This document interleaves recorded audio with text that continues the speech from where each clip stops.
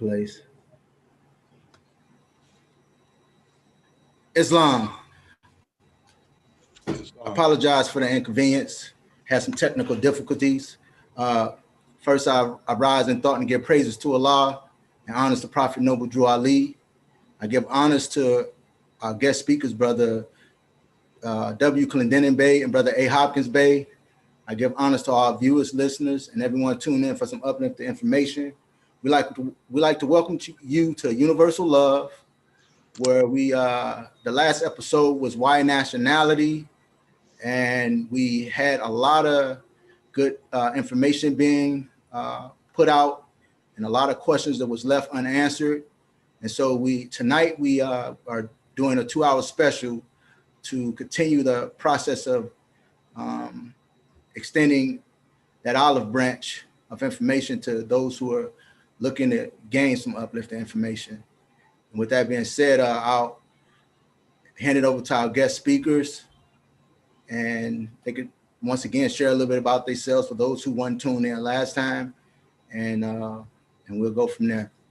Brother A. Hopkins Bey. Islam. First, I would like to rise in thought and give praise to Allah, the great God of the universe. I thank him for displaying his infinite mercy by way of the manifestation of his thought in flesh, January 8th, 1886, in the person of none other than Prophet Noble Drew Ali, to whom all honor is due.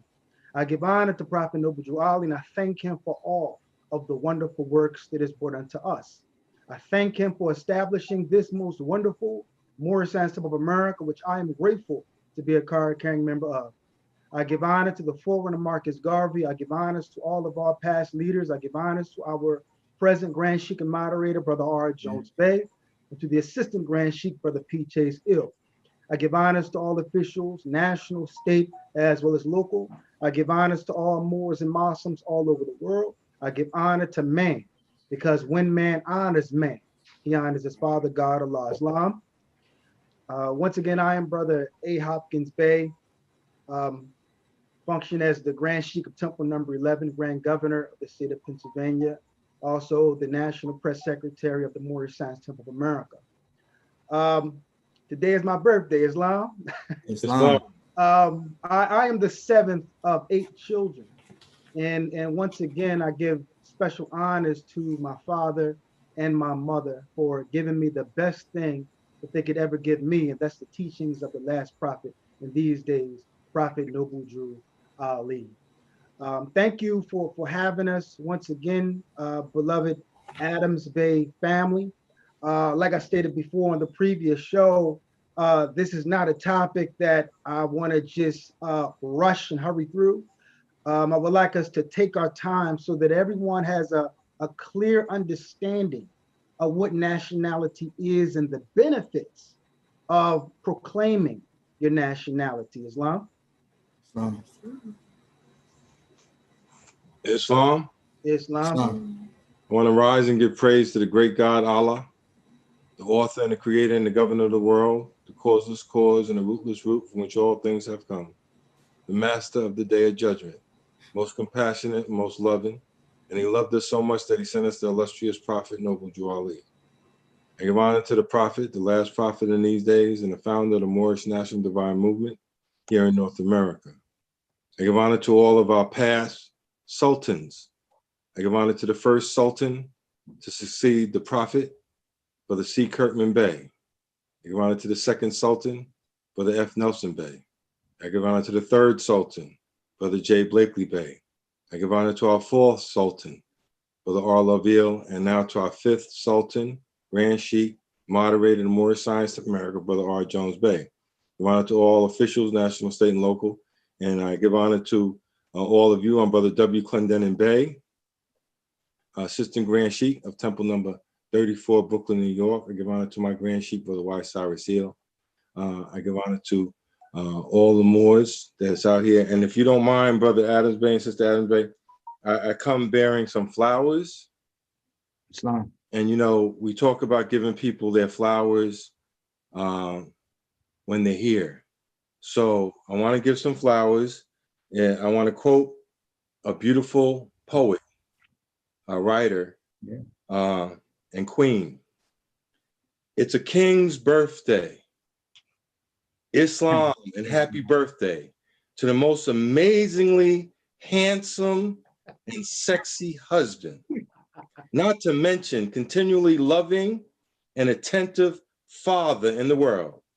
You make our lives so much happier, Bae. You bring the ease and pure holy breath into every room you walk into. You are a bona fide scholar and one of the most spiritual and emotionally balanced teachers I know. As a grand sheik, you have taken your membership to a level we could have never imagined, and you continue to elevate higher and higher. As your wife, I would marry you 1,000 more times just to know I have the chance to experience this bliss and unconditionally love and friendship again. I pray you have a wonderful birthday, because if anyone deserves it, you do. Hashtag love my Capricorn husband. Hashtag truly blessed. You know, I mean, when I saw this, I said, You try to make me blush on live on YouTube. That's right, Grand Sheik. Islam. You see what I'm saying? You know, just because we don't see the prophet smile sometimes, yes, doesn't mean he didn't smile. That's right. That's right. Sometimes when you're taking care of business, yes, you got to put on that business face. Islam. You know, when you're in the middle of a war, on your war gear. Matter of fact, just talking about that, elders told me that the picture of the prophet at the bottom of the charter, that's the war gear. See, when you went to battle, you wore certain gear. That's right. But praise Allah, give honor to you, Brother Grand Sheik. Islam. And, you know, Islam, you know, it's just a blessing. Give honor to Brother and Sister Adams Bay. And it's always a blessing to be back here and to be with the Moors. Peace. Peace. Praise Allah. Praise Allah. Islam, Moors, and all those who are tuning in. First, I give praises to Allah and honors to our Prophet, Prophet Noble Drew Ali. I give honors to all those on this call. I give honors to our guest speakers. And I give honors to all of you who are here with us this evening. And we're back on Universal Love, Why Nationality, Part 2. Because like it was mentioned earlier, you know, it's a very vast topic and you don't want to rush through it. So, you know, this is our 2-hour special, so we can get a lot more in depth and take our time, and, you know, that's it's a blessing. So just to recap a little bit from the last show, our guest speakers, they spoke about what nationality is.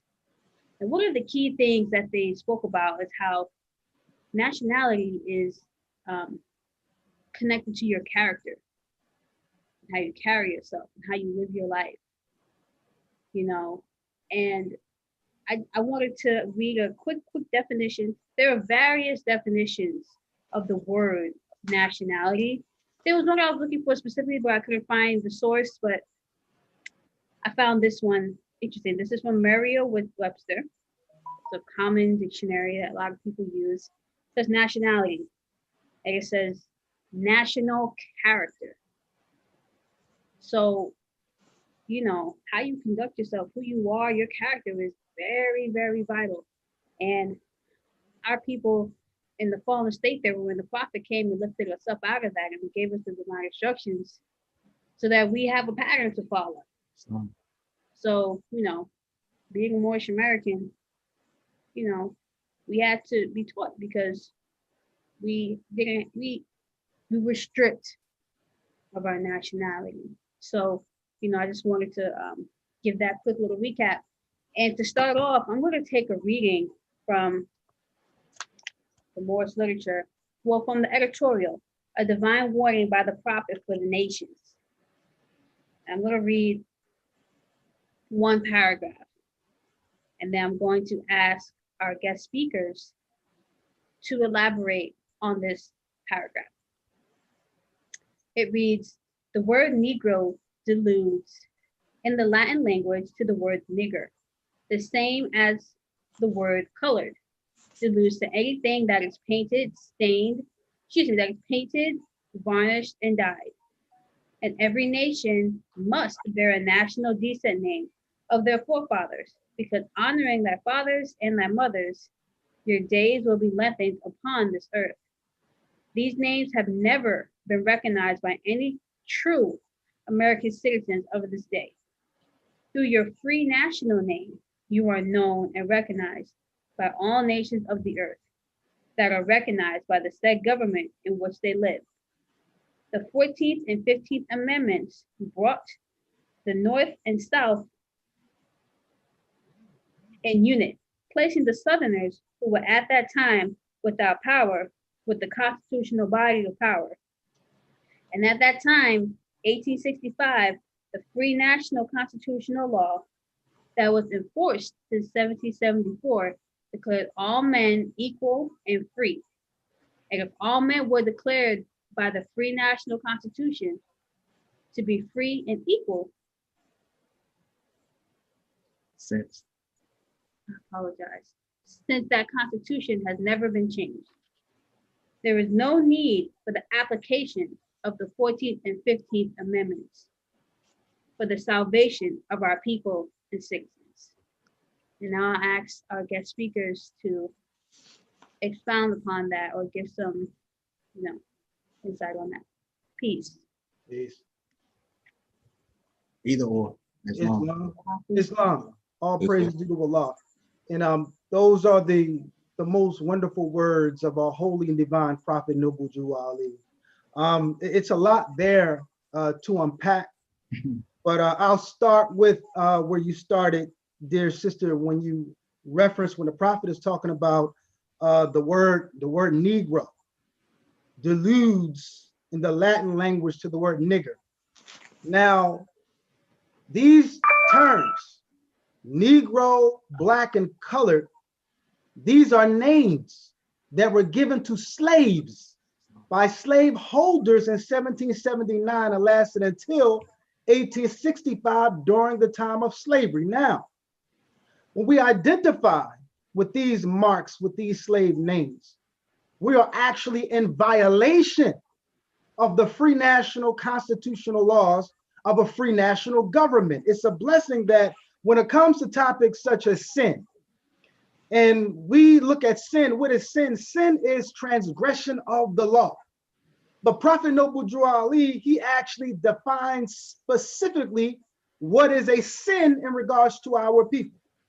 And Prophet Noble Drew Ali states that it is a sin for any group of people to violate the free national constitutional laws of a free national government and cling to names and principles that delude to slavery. So when you opened up with talking about Negro, that's a name that delude to slavery. So by us identifying with these marks, we are actually in violation of the Constitution of the United States of America.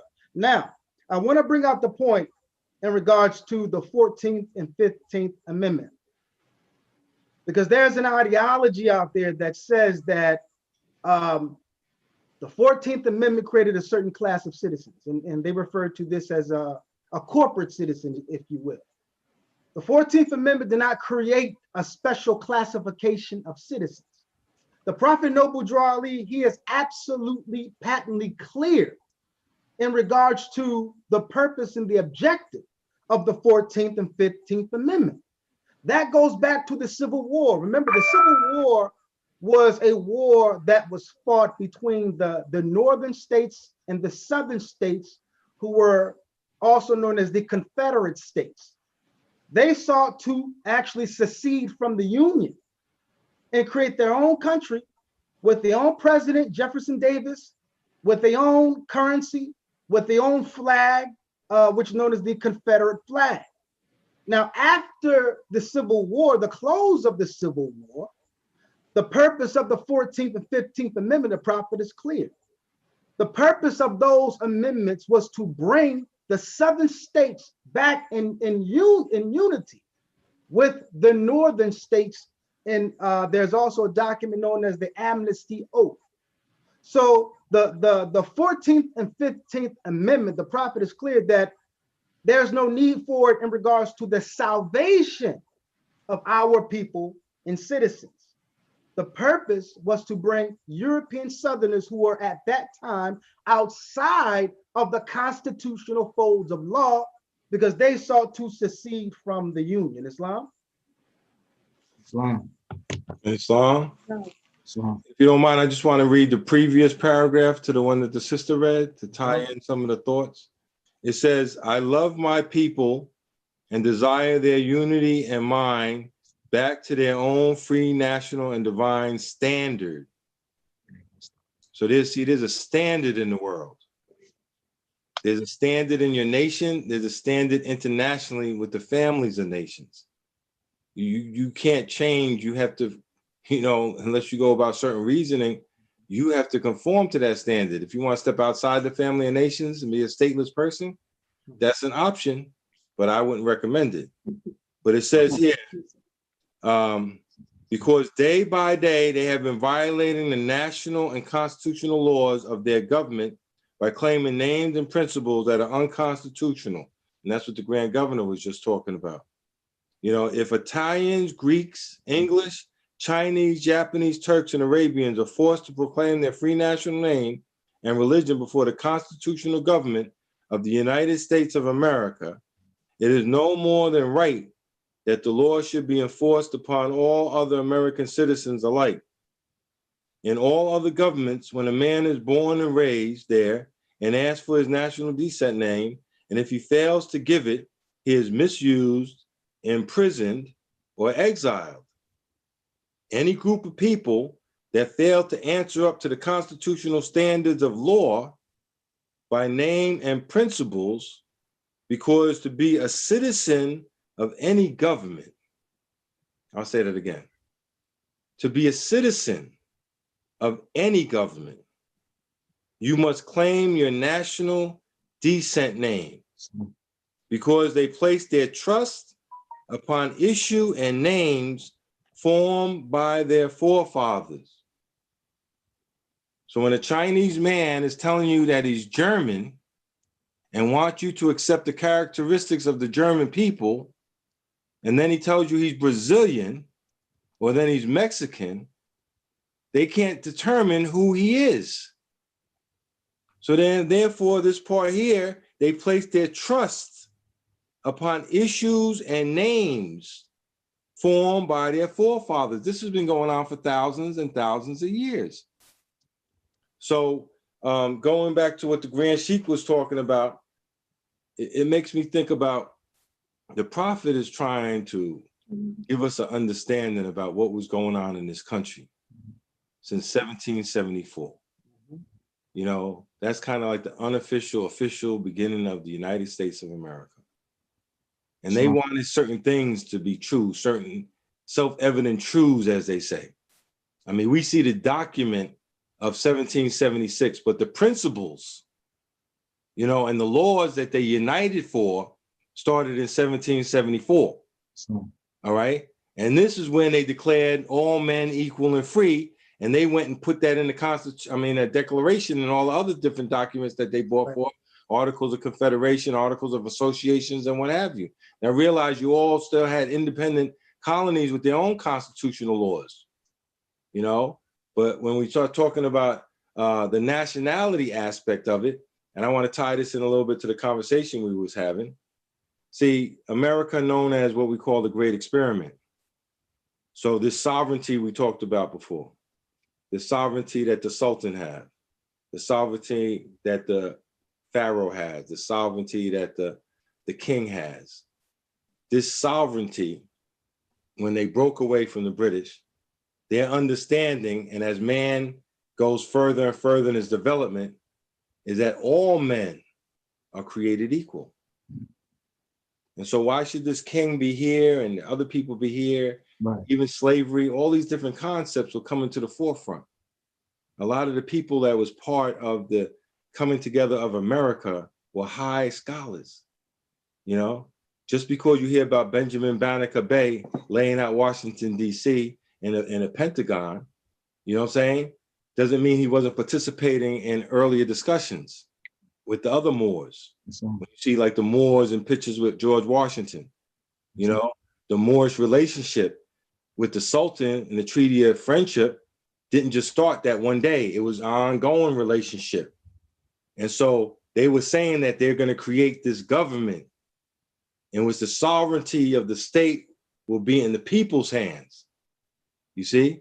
And I'll tie this also into what the prophet was talking about. It talks about here, it says, money doesn't make the man. It is free national standards and power that make a man and a nation. Right. The wealth of all national governments, gold and silver and commerce, belong to the citizens alone. And without your national citizenship,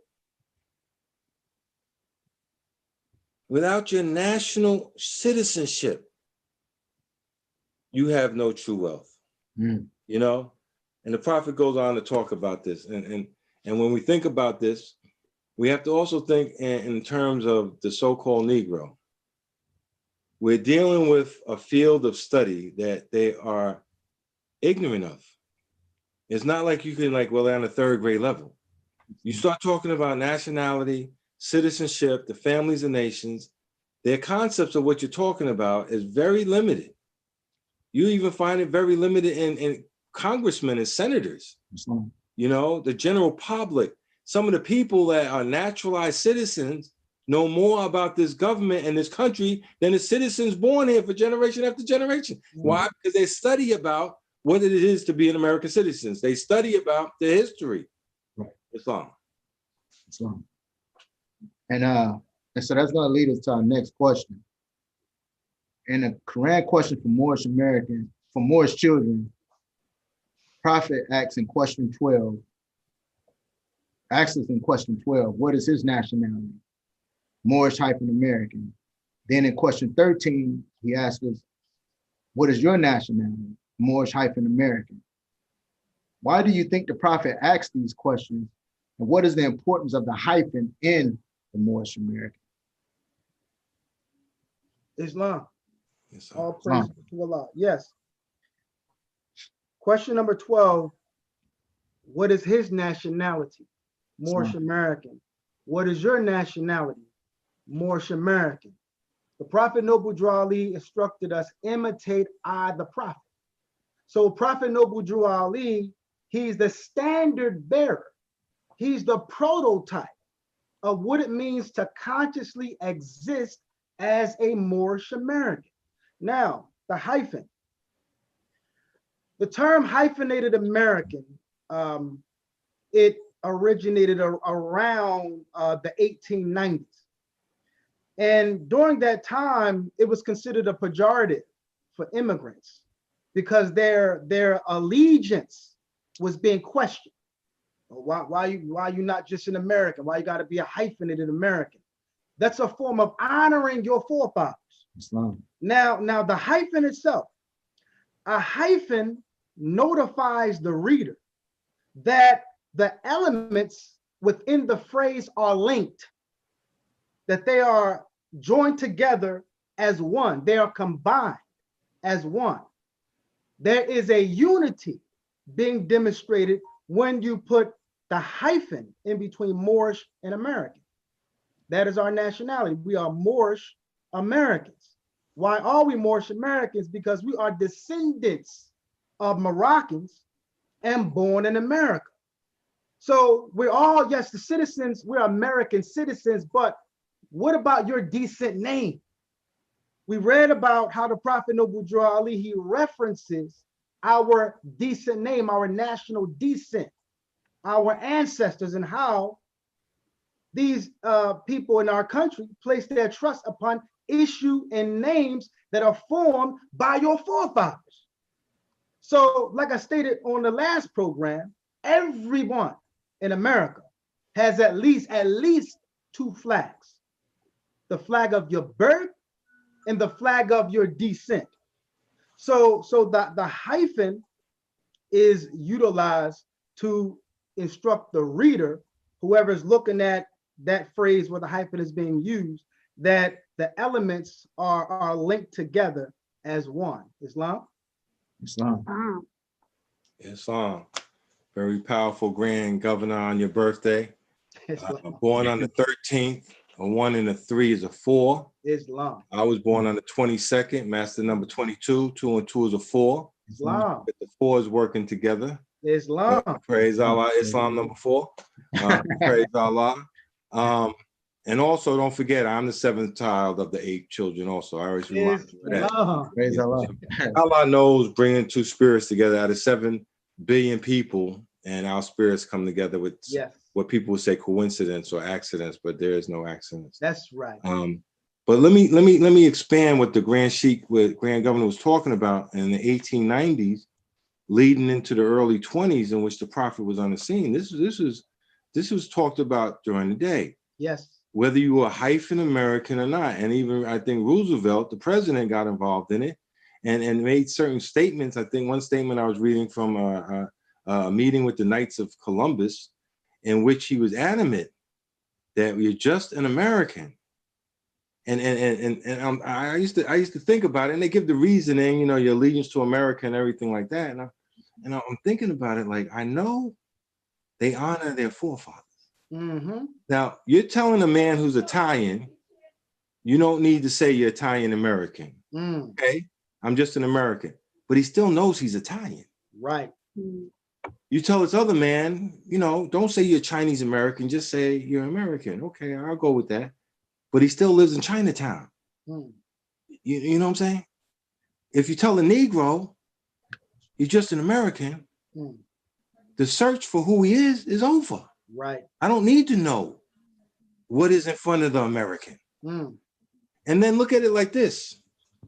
From the 1790s, when they talked about who had voting rights or not, you had to be a European that owned land, right? Not that's the only one was voting. Not the women, not any Asiatics, no Native Americans, Aboriginals, no Moors. You had to be European and a landowner in order to vote. You could be a citizen, you know, and that's what happened to the Asiatics in the 14th and 15th Amendment. You know, you a citizen, but I ain't give you no right to vote. You know, we challenging your right to vote, right. You know? So when you think about the concept, and the Prophet already spelled out that you need a national descent name to answer and apply to the Constitution. The Prophet used a term called true American citizen. Right. So if you go with that, we don't need to be a hyphen American, that search, your journey is cut short. You can't answer and apply to the Constitution. What kind of citizen are you? I mean, because the Prophet says in one part of the article we're reading, he talks about, and I, the Prophet, do hereby believe that this administration of the government, being more wisely prepared by more genius citizens that believe in their free national constitution and laws, and through the help of such classes of citizens, I, the Prophet, truly believe that all my people will find their true and divine way of their forefathers and learn to stop serving carnal customs and merely ideas of men. Now, this whole concept of taking their nationality away from them and then covering it up so that they don't know who they are is always a struggle, because that process never stops. So the Prophet is like, Moorish hyphen American. That's where we stand. That we are honoring our forefathers over 50,000 years old with the flag, and we're answering and applying to the Constitution, not as a Negro or as a Black or colored, but as a free national citizen. All right? And that is powerful in itself. So the hyphen American, the understanding of what it means, and also the history of why they're trying to keep certain things from you. Now, let me show you some symmetry, if you don't mind, real quick.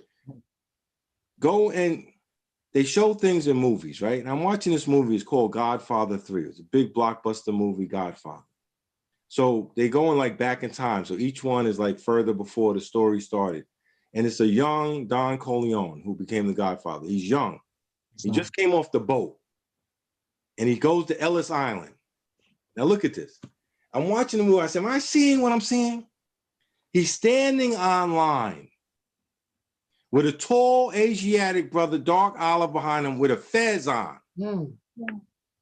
He's standing in front of window number 7. I'm not making this up. No, it's not. So I'm watching, I'm seeing everything. I'm like, window 7. Oh, there's a brother with a fez. But the meanwhile, if you're watching a movie, you're watching the interaction with the character and the person at the booth there, at the station there. But you're not paying attention maybe to the brother with the fez or the Circle 7, because I'm a Moorish American, so I'm like 7. The fez, the Moors, right? And the lady asked him, "What is your name?" I'm like, check it out. And so he's trying to figure out. So he came from Corleone. So he said, Don Corleone. He used where he came from as his name. Right. And I'm like, I mean, the average Asiatic probably watching that way over his head. He oh, that's why Don Corleone, because he came from Corleone. You're not seeing the feds. You're not saying, what is your name? Right. That's what the question was saying. The director, the writer's like, what's your name? Islam. It's just like if you've seen the movie with Denzel Washington when he plays the lawyer. And then you see in like almost 2/3 through the movie, he's in his apartment. There's a picture of the prophet right there in the refrigerator. Now you tell me the people that set up the staging of this and everything, and they made sure this was there and the flowers were there, and the picture, someone was like, oh, we can put the prophet right there. So this is tying into the hyphenated part. Right. That sometimes the prophet is making a point because others is trying to get you off that same point. Peace. Right. Peace. Peace. Praise Allah. And also, there has been a lot of talk recently about reparations. And when you look at World War II, where you had the Japanese Americans who were put in internment camps, their allegiance was questioned even though they were citizens. But in 1980, under Carter, they received reparations as Japanese Americans, not as yellow people, but under their nationality, Americans, but also their decent name being of Japanese descent. Islam. And let me tie that into what the brother said. During that same period, the FBI was doing an investigation on the Moorish science to America. Right. Because in our chapter number 45, the divine origin of the Asiatic nation, we have Japanese in there. Islam. So these people doing their research and saying, oh, these Moors is tied to the Japanese. They saying they part of the same family. Exactly. You know what I'm saying? So where's their stance with this war? Because we rounded up the Japanese Americans. Now notice they didn't round up the German Americans or the Italian Americans. Right. Okay, that was in the same axis with so you got the main leader, the main character, the Germans, right? But they didn't round up German Americans. You got his fascist friend in Italy, Mussolini, but they didn't come arrest Italian Americans. Exactly. They come arrest the Asiatics. See, that's basically back to that same concept that we saw last Wednesday at the Capitol. You could say with lip service, we're free, we're equal, you're my brother. That's nice. It's the actions. Right. Let that be Louis Farrakhan in the Million Man March. And he said, well, let's walk to the Capitol. What would happen? Let's go to the White House. A whole bunch of Asiatics. And the treatment would be different. Asiatics or Moorish Americans. Let me say, there was a brother, right? In St. Louis. We're not going to get into the names, but the Moors know I'm talking about. He was killed by the police, right? And some Moors was coming out, oh, we should make a statement. Oh, he was a Moorish American. He was still killed and everything. Look at the process we're in. To be honest, the majority of people watching this is probably Moorish Americans, right? Where we are respecting each other. Yeah, they don't respect us. And you don't respect your own woman. Now, come on, be for real. We talk about the character. Right. See, that's what the Grand Sheik's always talking about. Even in Moorish America, we try to plead with them because we know what happens is people come into the temple. And I always tell this to the ministers, and if they understand this concept, it made me feel better years ago. When a person comes to the masjid or to the church or the kingdom hall or to the monastery or to the temple or whatever, most of the time they go in there for religious purposes. That's on their mind. A majority of the brothers and sisters that come into the Moorish science to America is coming to find out why they're not Black, find out about their nationality, about Bay or Eel, some sovereignty, something they heard. They're not coming to learn about their 5 principles. Mm. They enter the temple like that. Islam. I think it's a few percentage, if I have to say maybe 10% of people coming there seeking spiritual guidance. Right, right. So when you have a people who are thinking like that, and they get the information from Brother Hopkins Bay or Brother Stewart Bay or Brother Green Bay or Brother Cyrus or any Grand Sheikah, Sister Banks Bay or whoever, when they get the information, they walk out the temple. They walk out the temple with their Moorish literature, with their Holy Quran, with their questionary. When they walk out with their humanities, when they walk out with their divine constitution and bylaws, when they walk out with that, most of the time, the stuff about Islam and getting higher and the third heaven and taking yourself to another level is kind of, yeah, but I want to learn about this. And so with that, they cling to the names and the principles that delude the slavery. So they have the fez on their head, but they don't have the character of a Moorish American. So therefore, the nation, the character of the Moorish American, the character, it's not just with your fezzes on or your turbans on, it's the character of the neighborhood, the character of the people. So I feel bad for any Moorish man. I feel bad for anyone, Asiatic or European, that has to go through some kind of injustice, you know. But we're talking about the character within the nationality. Right. You know, I was thinking about today, a lot of times we come into the temple, I was talking to my Grand Sheikh about this, the nationality and identification card. Now, most of the time when people talk about the second part, identification card, is like, well, you're a member of the Moorish Society, you know, like I got an ID, driver's identification card. But I started thinking, because I was studying about the teachings today and what to say, and it was talking about how your nationality identifies you, right? So think about what the prophet is saying along with the hyphen and the nationality card and identification. Like, I'm saying something to the world. Do not identify me as a Negro no more, as a colored person no more. Don't identify me as that. Identify me as a Moorish American Muslim. You know what I'm saying? Who honors all the true and divine prophets, the same gods of our forefathers. And I'm a citizen of the USA and everything else that it says on the card and the symbols on the card that identifies you as part of what your character is. Mm-hmm. Islam. Listen, just to camel back real quick, because that point, you know, it cannot be driven home enough in regards to nationality and what it is. We're not spooky about our national identity, you know, thinking that once you say that I'm a Moorish American, or put a fez or a turban on your head, or put a bay or eel on your name, that all of a sudden you're going to be exempt from all of the experiences that our brothers and sisters go through. Islam. With all due respect, that's superstition. Islam. The word Moorish American is not going to save you.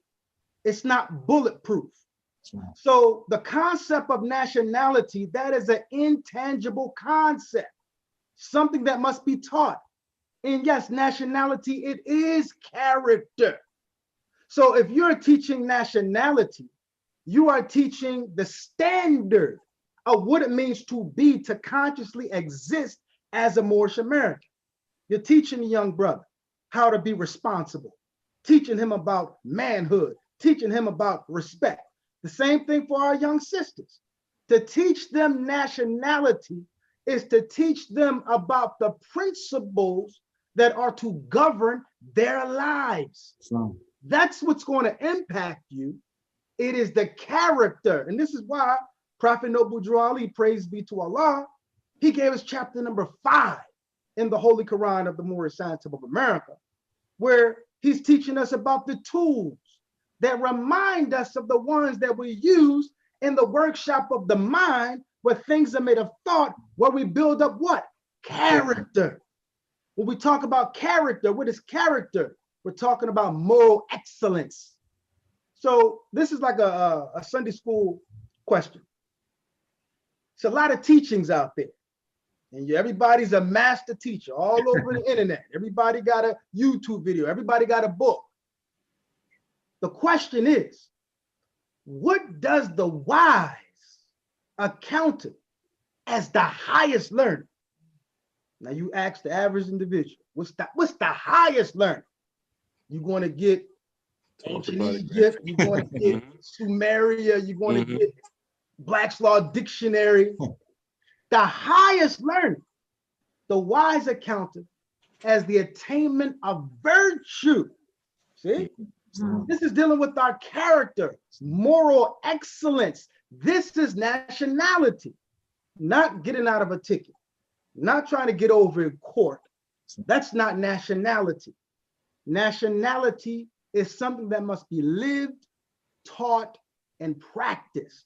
So that's a great point that you brought out, Brother W. Clinton and Bay, about a nationality being character. That is a point that is not appreciated enough. And that's why it's a whole lot of confusion around what exactly is nationality. Now, we can go in another direction as well, but I'll wait until we get through a few more questions because I don't want to, go too far. Islam. Now, and that's why I like to say, like, when you come into this Moorish Science Temple of America, people think everything gonna decrease for you, like your workload and things, but it actually increases. Yes. You got to be about this thing. You got to put in some work, and with coming with that work is being the message that you bring. Yes. And a lot of our people, to me, are still stuck. They're stuck in the whirlpool of illusion. They're constantly chasing those fleshly things, those earthly things. And I was thinking about something Brother R. Jones Bear said one Sunday, but when I look at it, like this whole thing this mad human drama is geared to keep you outside of yourself. Everything is geared to bring you outside of yourself. But when you look at Prophet Noble Drew Ali and everything that he brought, it teaches you how to start within. Because when you start within, it will come to that's when the people begin to see that beacon light. You know what I'm saying? And it's a pleasure and an honor to hear you brothers speak, because I really feel like our people need to hear these messages, because they're searching. They really are. And I speak with people on a consistent basis. And I also work on a base where nationality is key, because you have the Defense University, and they have people from all over the world that come in there, and they have like every flag of every nation in that university, and these people know what a nationality is. And you better believe that Moorish flag is in there. It's in there, praise Allah. Praise Allah. And just real quick, what you just stated is key. How do you teach nationality? See, that's a great question. How do you teach nationality? It's a lot of individuals that they think that they're teaching nationality. Now, to know exactly how to teach nationality, you must be a student of Prophet Noble Drew Ali.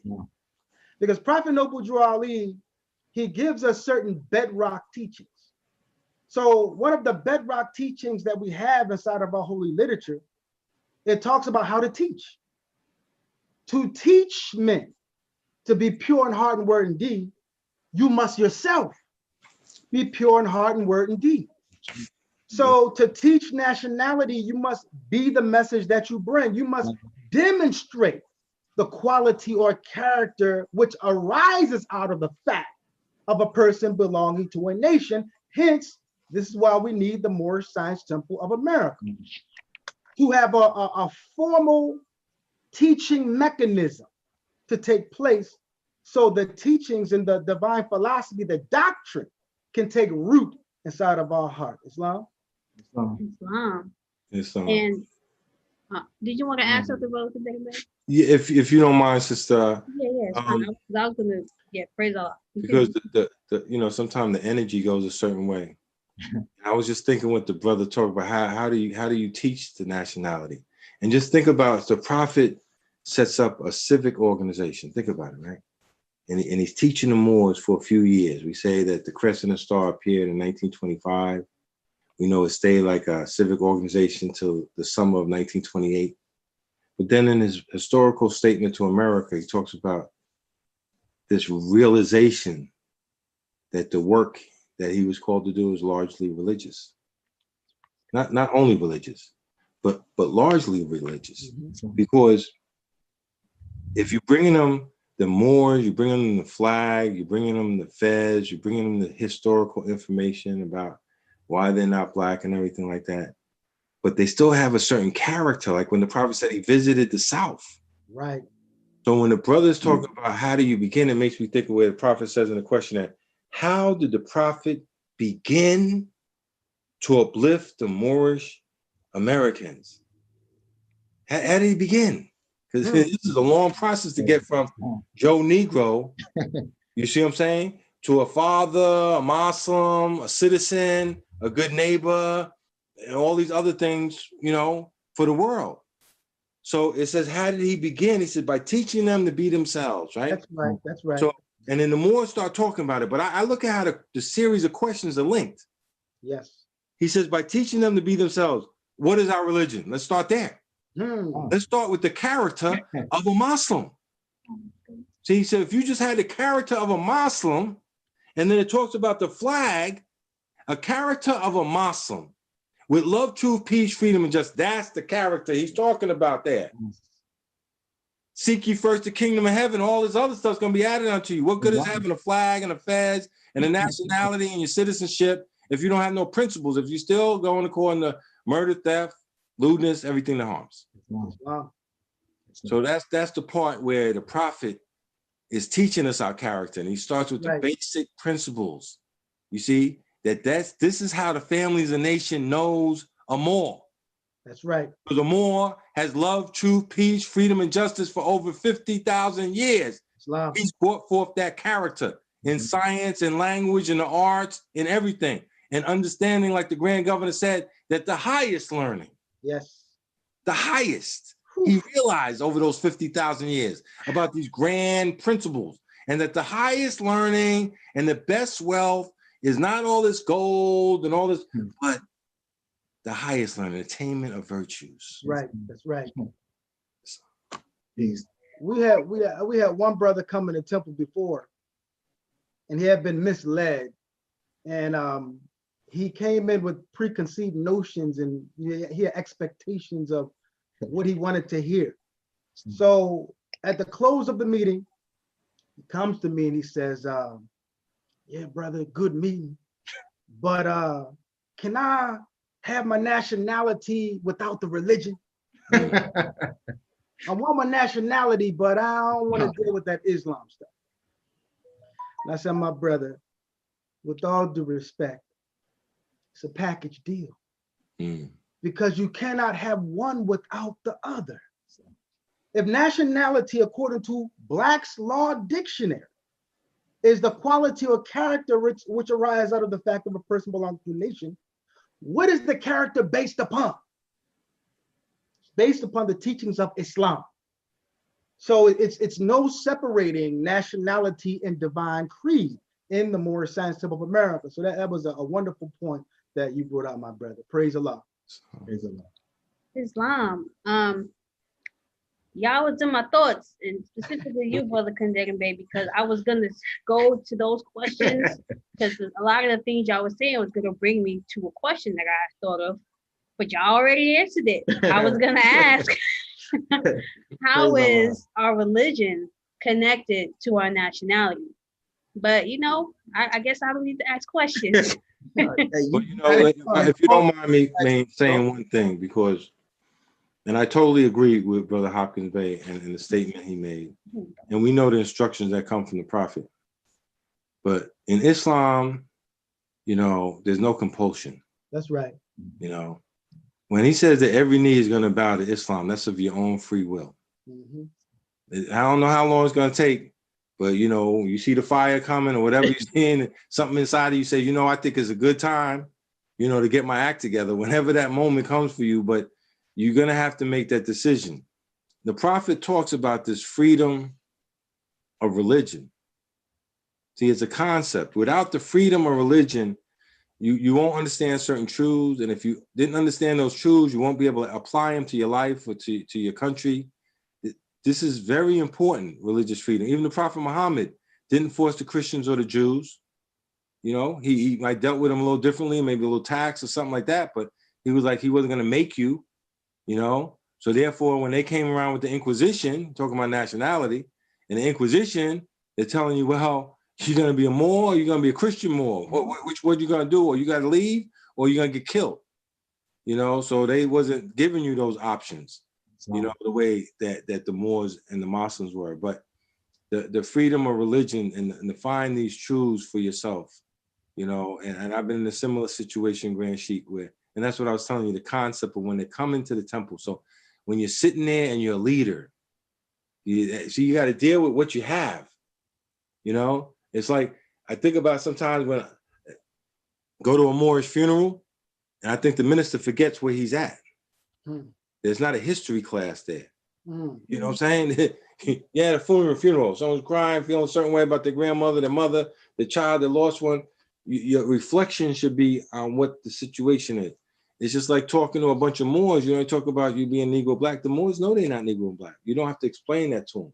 Right. So in the same sense, when you're talking to your audience, to your membership, you got to be conscious that majority of them is not understanding what you're talking about. Right. We're not agreeing, but they're in the meeting because of all the other things, and they want to keep their nationality. They realize that you don't want to be a stateless person, you see, because when that call comes or has come or continues to come, and we have to give a list of everyone in the nation, you want to be on that list.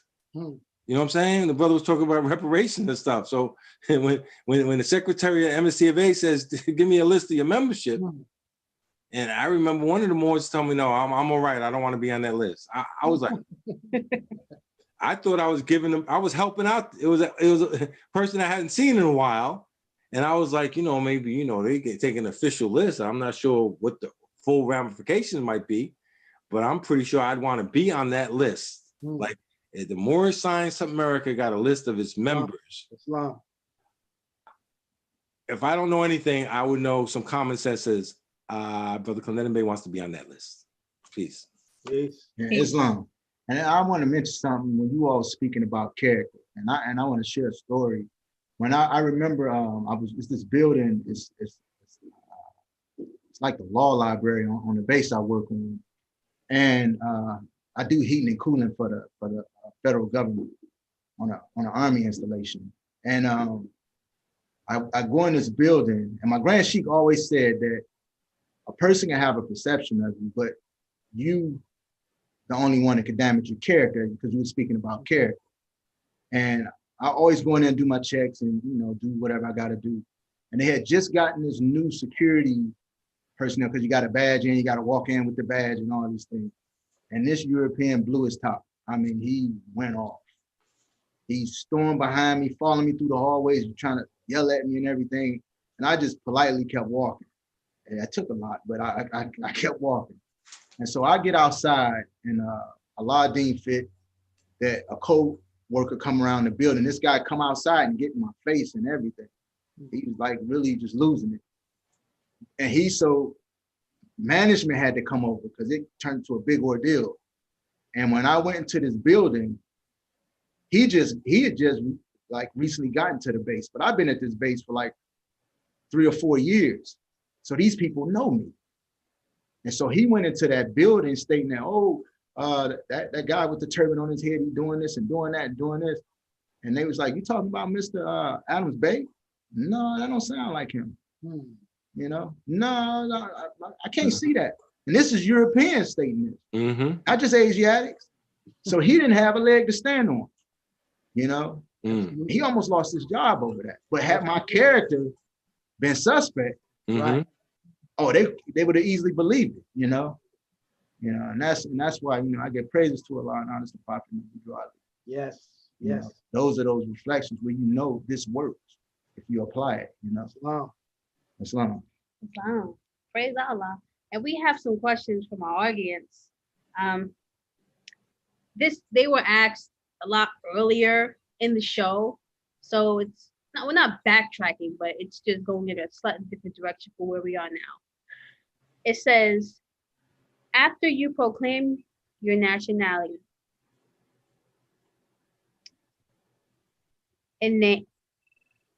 after you proclaim your nationality, how then are you placed back into the constitutional fold? And how are you now recognized by the government in which we live in the nations of the world?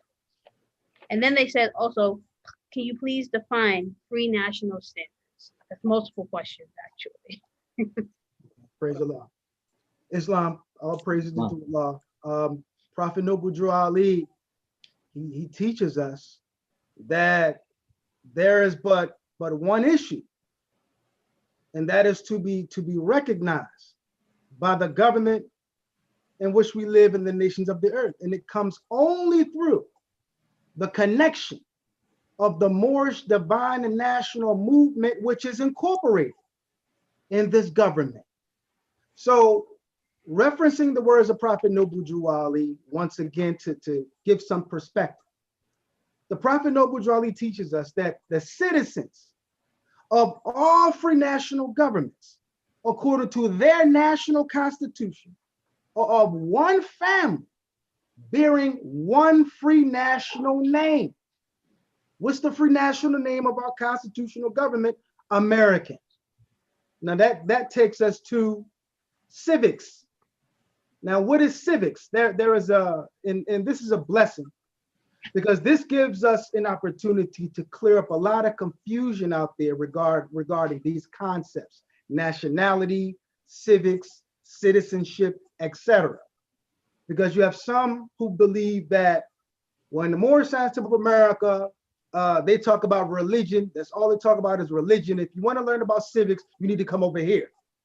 That's falsehood. That comes from lack of a proper understanding of what civics is. Civics is actually a branch of political science, which focuses on the rights, duties, and responsibilities of citizenship. What is citizenship? Citizenship is membership within a political community. Citizenship or membership implies participation. So this is all surrounding how are we recognized when you understand your relationship with government. Now, this takes us to nationality once again, another aspect of nationality. Nationality, legally speaking, nationality determines your political status, not your status at law. There's a difference.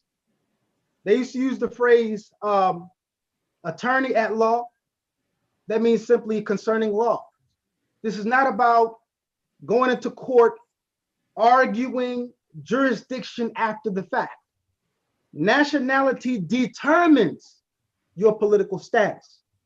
Now, that's something that we don't want to just throw out there, because oftentimes you'll hear people quote that because it's from a law dictionary, but very few people will explain what does that mean.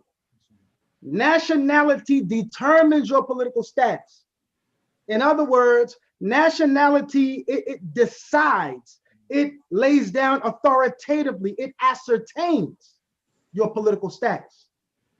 Political rights derive from political status. Political rights are those rights that involve the creation or the formation and the participation of government. So when you understand nationality and your relationship with government, you will realize as a citizen, you are involved in the writing or the creation of the law. Because those who are in office, politics or politicians, if you will, we got to keep in mind this is a republican form of government, which is a representative form of government. So those in political office, they're supposed to represent the voice of their constituency. The problem is when we don't understand civics, when we don't understand citizenship, we're apathetic about the government, we're not involved, and then we want to complain. Thus, we're not recognized. Wow. You're recognized when you understand your place in the affairs of men. You understand the relationship between a citizen and government, because those who are in office, and as far as government is concerned, that's management. So we pay taxes, even those who claim they don't pay taxes, or you pay taxes. You go to the store and you do whatever, you're going to pay taxes in one form or fashion. But when you understand politics and government, those who are in office are in a management position. They manage the tax dollars. And this is one of the reasons why the Asiatic communities within urban areas are some of the worst communities on earth, sometimes worse than what they call third world countries. No libraries, streets are terrible, facilities that will empower our children are closed down because we're not involved. And that's one primary difference between the urban areas and the suburbs. In the suburbs, those who live there understand civics, they understand citizenship, they understand involvement with government. So Prophet Noble Drew Ali, what he's teaching us as Moorish Americans, he's teaching us that we are citizens of the USA. We're citizens of the United States of America of Moorish descent. And when we understand nationality and our collective voting power, buying power, this is all a part of our recognition. Again, it's not just, I know a little bit about the history of the Moors. I know some legal terms. No, it's about national character. And this is, it also speaks to economic security. The prophet talks about the prophet says there is no other one thing that's more needed among us at this time than greater economic power. The prophet says the preaching of economic security is no means as widespread and intensive as the circumstances demand. So you talk about economics, you talk about these different subjects, but if nationality is not on board, you can't realize those things. Because no effective economic or political planning on a national level can be devised without a proper understanding of nationality. Nationality must come first. And once again, nationality is national character. What is national character?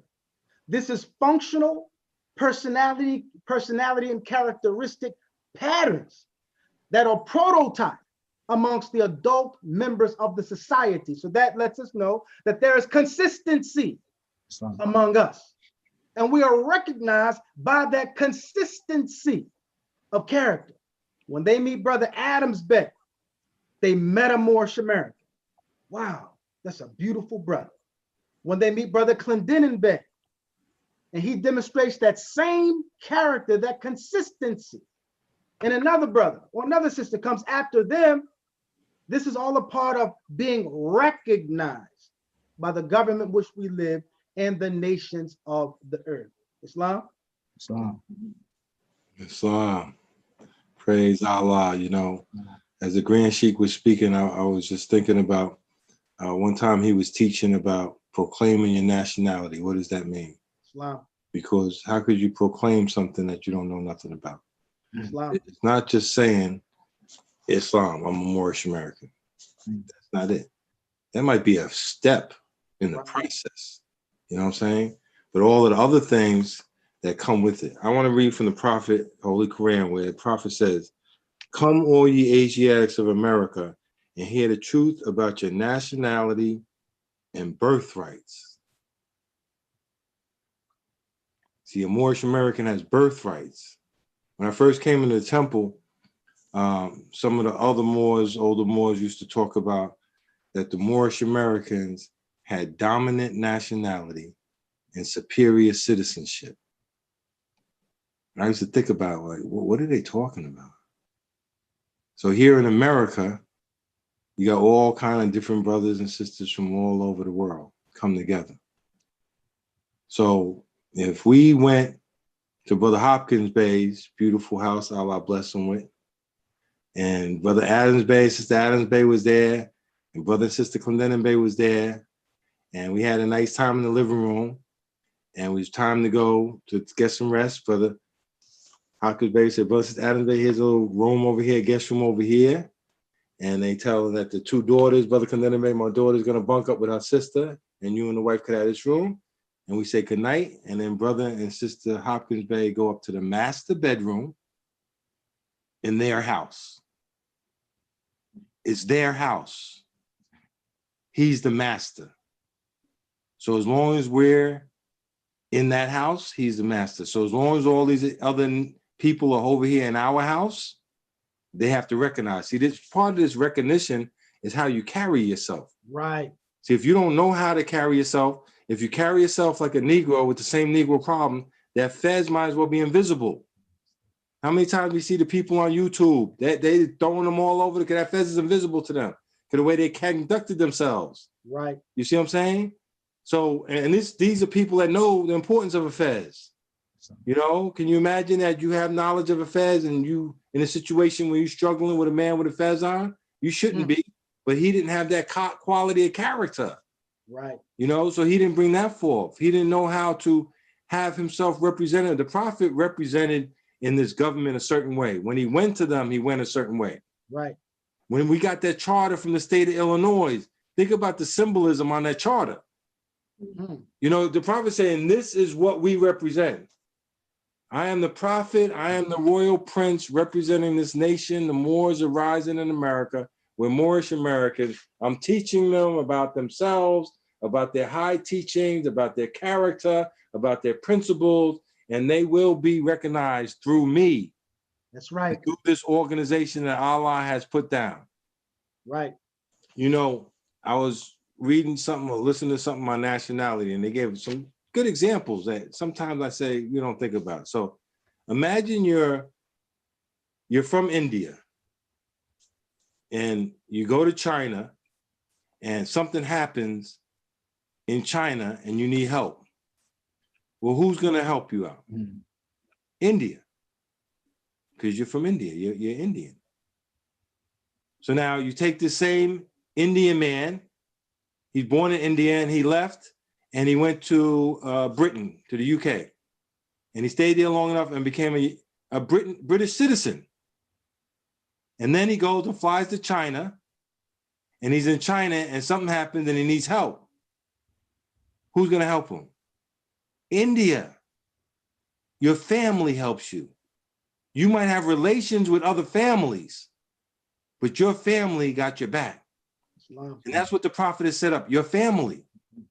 Your family that you can operate within the families of nations. This is your family. You can't get away from who you are.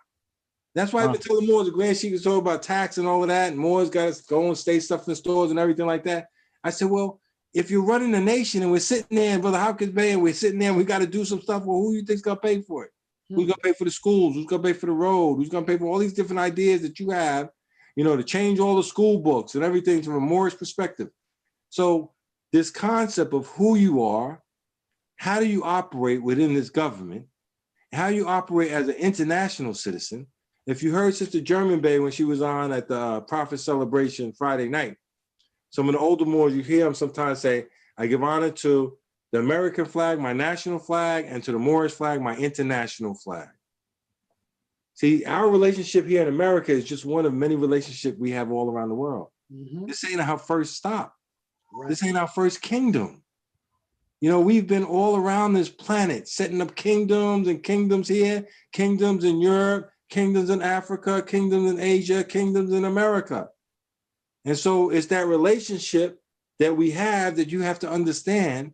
And through the quality and character that we're talking about, is that you're able to proclaim these things. Islam. And just a quick word in regards to recognition once again.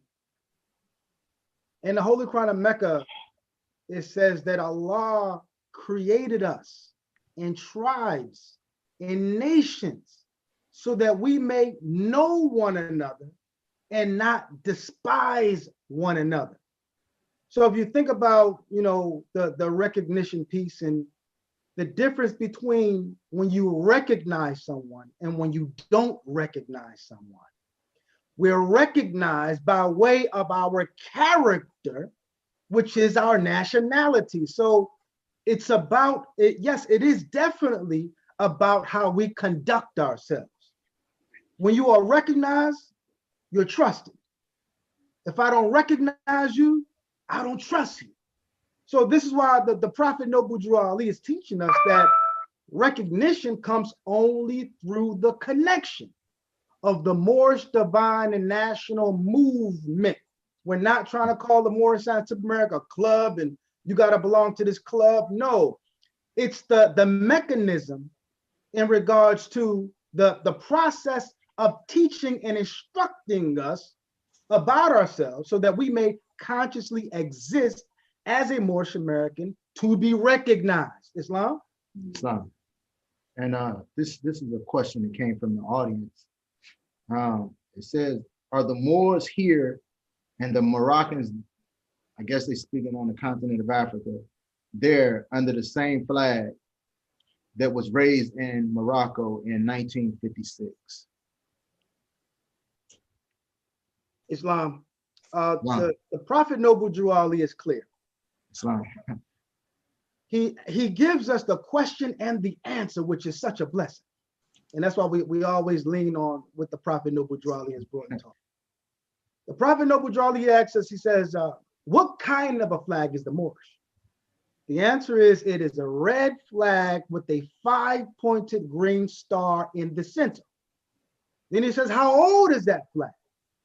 And the answer is, it is over 10,000 years old. Now, the way I explain the Moorish flag versus the Moroccan flag is in regards to how it is being utilized.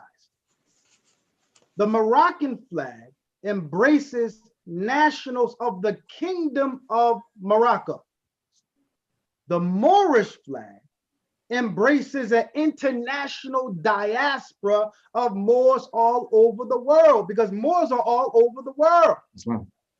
Moors is not in North America. Moors in South America. There are Moors in Jamaica. There are Moors in Haiti. Islam. So if there's a Moor in Britain, if you will, and they say, you know, I proclaim that I am of Moorish descent, and I'm learning about my nationality and how to be of Moorish ancestry, they would fly that Moorish flag along with the flag of their birth. So that flag, the Moorish flag, it embraces an international diaspora, a flag that's over 10,000 years old. The flag of Morocco, it didn't always look like that. There were different forms of the Moroccan flag depending upon the ruling dynasty at that time. But Prophet Noble Drew Ali, he lets us know the Moorish flag is over 10,000 years old. Islam? Islam. You know, that's a beautiful question. And I'm so glad we had time to talk about it. Sometimes you get cut off in Quran class and the same people don't come back to the next meeting. And you're starting all over. Sometimes as a Grand Sheikh, you feel like you're doing first and second grade over and over again. But praise Allah. Let me look at it and bring it around another way. Let's go back to the ancient Moabites. Let's go, not too ancient, let's go to Moabites with Joshua. They're battling with Joshua and they're carrying that flag. That flag is way older than that point there. Yes. There's a group of people that have that flag. They go into Egypt with that flag, a nation of people seeking new homes. They get permission from the pharaohs of Egypt to settle and inhabit Northwest Africa. The prophet says about the brothers and sisters in Northwest Africa is that they are the founders and the present possessors of the present 1927 present Moroccan Empire. Yeah. So now we're going, we're past nationality. Now we're into empires now. So we got to follow, like the brother was saying about, you know, who's classified as a Roman in the Roman Empire or an Egyptian empire, you know? So now you have a Moorish empire. You had the Ottoman Empire. So now this is an international situation. And like I said, Morocco wasn't the first kingdom we ever set up. Correct. So we go into Morocco and we set up a kingdom there. But we don't stop there. We go from Morocco and Northwest Africa, we go to Southwest Africa, and we set up kingdoms in Southwest Africa. Then the same, remember, the same banner, the same flag. Think about it like Ham and Cush. They went into Africa. You took this part of Africa. I took that part of Africa. They still from the same family. Oh. And Ham's not going to go to Cush and tell him what to do in Cush. Cush not going to go and Ham tell him what to do there. But it's still part of the same family. That's right. And then the same group of people traveling to Atlantis instead of kingdoms in Atlantis. You see where I'm going with this? There's many kingdoms. Islam. Sometimes we think about it as just one, but it is one, but just like Allah's more than one. Islam. You know what I'm saying? And then the empire and the people that's founded Morocco, that founded those other empires, that founded Atlantis, go into America. So this is part of history. So now you come back and the prophet, now our brothers and sisters in one of the kingdoms in Morocco, by the time the prophet got there, they was under the French and Spanish protectorate. They couldn't even function on their own at that point. Okay? It was a lot different than the Sultan that signed a treaty with the United States in the 1700s. A lot different relationship in political status, where they are along the way. Islam. Basically, they got to a certain point, they were considered a protectorate, meaning someone was over them. That flag had to fly along with the French or the Spanish flag. Couldn't fly by itself. And you see a picture of the prophet with his secretary in the office, and he's got the flag upside down. When you see a flag upside down, to me, it's his sympathy and understanding that Morocco's in distress. That one of your children is distressed, and I'm trying to show, but I'm trying to lift up that distress from what I'm doing over here. And as the royal prince sent from Allah, to me, is my understanding that when it says our ruler in Morocco, our ruler, we're the empire, that's our ruler over there in one of our kingdoms. See, and that's when we talk about having an understanding. See, when you tell someone from Morocco that, they like, what are you talking about? I got into it Facebook. This person, she started trying to tell me what family he was from. I thought that was very interesting. You know, well, I'm from this family and that family and everything like that. I said, well, I'm from the ancient ones. Islam. You know, before your families even got to Morocco. Islam. You know, so if you really want to see the people that's originally from Morocco, you might want to go to South Morocco into Mauritania. Islam. You know what I'm saying? A little south to see really the original people in North, you know, between Carthage and a lot of wars and a lot of stuff that's going on, Islamic conquest and the Europeans coming in there. A lot of stuff has changed by the time you get to 1927. You know, so when they come and adopting the flag in the 1950s, that's not the first time. Like the flag is over 10,000 years old. It's just that they're starting to get back their act together. You see? So as one group of Moors out there try, and I feel sad, that's not my understanding. I am not a subject of the King of Morocco. Islam. Right? I'm a citizen of the United States of America, and my allegiance is to America. And as a nation within this republic, you know what I'm saying? That's what my allegiance is to. And that's another thing when it comes to nationality. You see, sometimes by your actions, you can take away your nationality. Do you know that if I went right now over to Iran and joined their Republican Guard, then my nationality as a United States citizen would be taken away from me? You know? So be careful on how you conduct yourself, especially in a time when people are questioning you about who you say you are, because I tell the people all the time that, you know, when they call up Morocco, they're going to ask them if you're a citizen. And they have a way of identifying their citizens. So if you're not going to be on their list and you're not on Brother Jones Bay's list, peace. Peace. And Islam, when you said something, made me think about another question. What would you say to those individuals that denounce the American flag and call it a banner and things of that nature, you know, and they just want to fly the Moorish flag? Islam. No, that's not the path to redemption that we're taught by the Holy Divine Prophet Noble Drew Ali to renounce our citizenship or to renounce the American flag. Now, I can recall years back, we were bringing Dr. Jose Pimienta Bay to give a lecture when he first published his book, Othello's Children in the New World. And we were, you know, promoting the event. We were going on various radio stations to get the Asiatics to come out. And on one Asiatic radio station called WURD here in Philadelphia, you know, all Asiatic, I was on there talking about the teachings of Prophet Noble Drew Ali, you know, promoting this particular lecture. And there were people calling up saying, why are you calling yourself an American? And they would use the phrase or the term, you know, so-called white man's country or so-called white man's citizenship.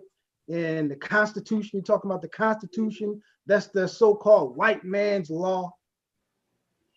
And I explained to the brother who was calling in, you know, making these assertions, that you got to be careful of throwing out the proverbial baby with the bathwater. The American flag, the red, the white, and the blue with the stars on it now, it is not of European origin and creation. That actually goes back to the ancient Moabites. We have a star on our flag. There are 50 stars on the flag. All of these are signs and symbols for the conscious mind. The Constitution did not originate with European psychology. The Europeans actually encountered indigenous tribes here in America, and they learned the constitutional principles from these tribes. Actually, the Constitution itself comes from what is known as the Great Law of Peace, which was demonstrated by one of the, well, not one, but many of the indigenous tribes here on the shores of North America. So we're not for denouncing the American flag nor our citizenship. Wow. That's not you dealing with the European law, that's the European flag. No, this is the flag of our birth. And we honor the flag of our descent. So we got to be careful of throwing things away, thinking that, oh, we want to separate because that's the European and I'm going to deal with everything Moorish. When you deal with the origin of things, you'll find that it's all Moorish.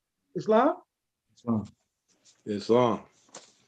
You know, that's pretty, it's deep question in the sense that we got a lot of hatred inside of us. We got a lot of distrust. You see a lot, they talk about the Tuskegee experiment and stuff, and they talk about the vaccine, and, you know, but one thing I try to look at it is, if you can conceive of that this country is yours, like the brother said, that flag is yours, that the concept of America and the Constitution is yours. And it's just that someone else is driving your car right now. Mm. You see, you don't understand it's your car. You don't understand. It's just like a person that says, oh, the prophet is teaching masonry. No, he's not. This is around before there was Masons. Islam. You see what I'm saying? He's teaching the ancient wisdom. Islam. You know, I'm not going to throw out the symbols of the compass and the square because you say it's Masonic. It was around before the Masons used it. Mm-hmm. You know, you're not going to throw out the use of fire because I mean, think about it. These concepts go way older than us, you know? And so sometimes, like I said, it's a lack of understanding, you know, of something that is yours. Some of the older Moors, I like to say, because, you know, you remember things they used to say, well, you know, the Secretary as Treasurer is just holding a position until we're in power, and then we'll put a Minister of the Treasury in power. You know, that's why all of these offices in the United States are called secretaries. They just holding it down until, you know, the person shows up. You know what I'm saying? But it's a concept that you look at this as this is your government. You ever seen, it's like a commercial, I forgot what it is, commercial about secondhand cars? And like you roll up to the person that they have the car, but you're gonna buy the car after that when they sell it. And you're like, oh, take care of that car. Don't bang it up and everything like that. Because the whole state of the commercial is like, it's gonna be my car one day. Right. And that's the way we should think about this United States of America. That the prophet said, this is all ours. You're plain rich. Wow. This is yours. Why would you want to burn up what's yours? Right. We have to figure out a way in the concept of various nations defeating other nations, and we just going around and around in the circle. I was talking to this Italian American today, and when I talked to him about colonialism and imperialism, and it's in a negative set, he comes back to, hey, well, y'all lost, you're not weak enough, so we took your nationality and we did this to you and we did that to you. That's life, and that's the world we live in. It's a dog-eat-dog life. You can't stand up and protect yourself. I put my flag down. That's what the Europeans went around. They came around, they took their flag, they put it in the land right in front of your face, says, this is mine now. And you're like, well, okay. So it went down that way. But the prophet's saying the way it's going to go down in the future is we're going to rule the world with our principles. Islam. This is the only way we're going to stop the cycle. That's why the prophet said when we get on top, to treat the European right. The prophet said all of the stuff that the Moors want to say, but he said it with discretion. Islam. You see what I'm saying? He said it where, imagine this, that you're incorporated in the state of Illinois. You're using the greatest legal document there ever was, the American Constitution, to bring forth these teachings to help your people. And then you're going to turn around and talk about the same state that gave you the charter and the same government which you're operating in? That don't make no common sense or political sense. You see? If you really see, if you're able to step back and see what the prophet brought, he's like, it's just a matter of time. Everything can end up in Asiatic hands. So act accordingly. Peace. Yes. And that's something that I just like kind of recently came to me. It's like, I feel, I was speaking with one of the brothers in my temple and I was sharing with him. I say, I think we give the Europeans just too much credit. We give them just too much credit for everything, and we forget about what our ancestors put in place. Mm-hmm. A lot of these things was already put in place, but they just, like you say, they running things right now. But yeah, and so we got another question. It says, was the seat of power for the Moorish nation changed from Morocco to America? Islam. At one point in time, the authority to achieve freedom and protection under the law was by way of the Sultan of Morocco. For example, the Sundry Free Moors. The Sundry Free Moors, they wanted to clarify their legal status. So they wanted to state that if they were ever convicted of a crime, they didn't want to be under the Negro Act, if you will. They stated that they were subject to a prince in alliance with this government, basically enacting or putting in place the treaty, the Peace and Friendship Treaty of 1786, 1787. As Moorish Americans, we're not invoking the Peace and Friendship Treaty of 1786, 1787, because the Prophet Noble Drew Ali is clear, what we've been talking about all night, where the Prophet Noble Drew Ali, he's talking about that one issue. And again, the Prophet Noble Drew Ali says there's one issue for our people, and that's to be recognized by the government and the earth, and it comes only through the connection, of the Moorish divine and national movement, which is incorporated in this government. The Prophet Noble Drew Ali, he states that this is basically the sole manner in which we are to receive our salvation as American citizens. So we're not seeking refuge with the King of Morocco. No, the power and authority is with the Moorish Science Temple of America under the leadership of Prophet Noble Drew Ali. Islam? Islam. And I think I kind of alluded to the answer to that question earlier. And my answer is yes, the seat of power is here. And what I mean by that, take an example of the Roman Empire. At one time, the Roman Empire was ruled from Rome. At another point, it was ruled from Constantinople. That was the eastern extension of the empire. As the empire fell in the west, the empire continued to flourish and live through the east. All right. And so if you just look at the history of the Moorish Empire, if you look at the history of Morocco, and you go from, let's say, take that period of time of 1492 into the 1600s, into the 1700s. What is going on in Morocco? What is going on with the Moors in America? Because remember that even though you had the 13 colonies, you had the rest of America with the Moors, all still up and down the Mississippi, all down in Louisiana, all down in Florida. You had the Moors in Mexico and Moors up in Canada, all right, as well as the Moors on the Caribbean islands, all right? So it was only a small portion of the empire. The other part of the empire was still intact, you know? And so as you go through this historical epitome of the Moorish Empire, looking at the various historical periods of time to get to a point where the prophet Noble Drew Ali is on the scene, you see? And that's why I was talking about that flag being in distress. So where's the seat of power? It's obviously it's not there. You lowered your flag. You can't even raise your flag. You're under the protection of another nation. And I'm over here resurrecting the other part of the empire. All right. I am Prophet Noble Drew Ali is standing before this Republic of the United States of America.